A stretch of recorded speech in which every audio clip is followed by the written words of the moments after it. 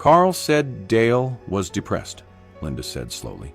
Said he'd been talking about starting over. Carl's the one who suggested I file for the insurance. We'll need to ask him some questions, Garrett said carefully. Emma looked back at her father's face. 20 years underwater. 20 years of birthdays, graduations, Christmases, her wedding, all of it thinking he'd chosen to miss them. The grief she'd processed, the anger she'd worked through in therapy, the acceptance she'd finally found, all of it built on a lie. The truck, she said suddenly. Can I see the truck? It's at the impound lot. I want to see it. The impound lot was behind the sheriff's station. Dale's Peterbilt sat in the corner, water still dripping from its undercarriage. Algae covered it like fur, green and black. The chrome was tarnished beyond saving. But it was his truck. The dent in the front bumper, from when Emma had hit it with her bike. The Georgia Bulldogs sticker in the window. Garrett opened the driver's door. The cab exhaled 20 years of lake water and silence. Emma's school photo was still taped to the dashboard, protected by plastic. 8 years old, missing her front teeth, grinning. The photo he'd looked at every day on his runs. He kept it, she said.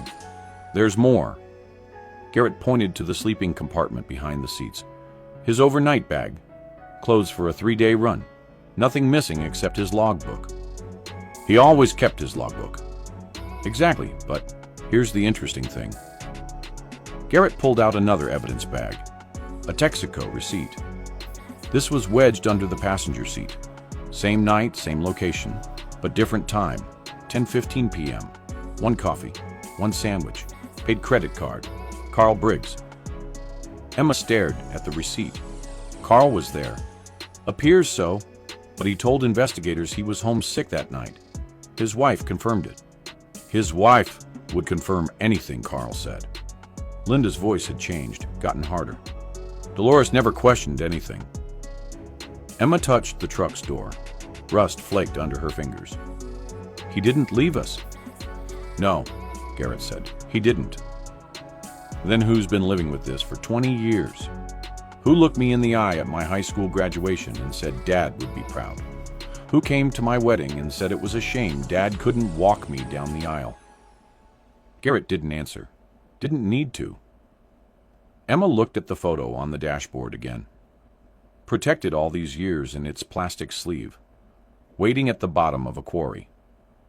Her father had been down there looking at her 8-year-old face while she grew up hating him. I want to help, she said. Whatever you need. I want to help catch who did this. Emma, Linda started. No, Mom, 20 years. Whoever did this has been walking around for 20 years while Dad was down there. While we thought, her voice cracked. I wrote him a letter when I was 12. Told him I hated him. Mailed it to every Dale Hoffman in Texas. The sun was setting behind the impound lot fence. The truck's shadow stretched long and dark. We'll get them, Garrett said. Whoever did this, we'll get them. Emma nodded. But she was thinking about Carl Briggs, about his smile at her wedding, about the way he'd said her father would be proud, about how he'd sold the trucking business and retired early, about how he'd helped with the insurance that paid for her college. Blood money. All of it. Emma couldn't sleep. 3 days since they'd pulled Dad's truck from the quarry, and she couldn't stop seeing that receipt.